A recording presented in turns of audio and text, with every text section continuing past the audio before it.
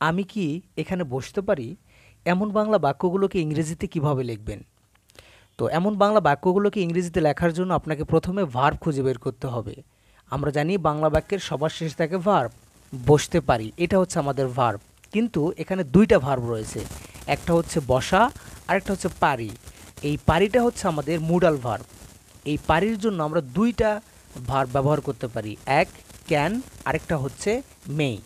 তো আমরা এখানে মেই ব্যবহার করব। মেই ব্যবহৃত হয় ফর্মালের ক্ষেত্রে, আর ক্যান ব্যবহৃত হয় ইনফর্মালের ক্ষেত্রে। তো বসতে পারি, কে বসতে পারে? আমি। এই আমিটা হচ্ছে সাবজেক্ট। তো প্রথমে আমরা যেহেতু এটা প্রশ্ন করা হয়েছে এই জন্য ক্যান দিয়ে শুরু করব, অথবা মে দিয়ে শুরু করব। তো আমি এখানে শুরু করলাম মেই দিয়ে। ওকে, মে। মেয়ের পরে এখন হচ্ছে সাবজেক্ট দরকার। সাবজেক্ট কোনটা? সাবজেক্ট হচ্ছে আমি। তো এখানে আমি লিখব I. Okay, may I, may I.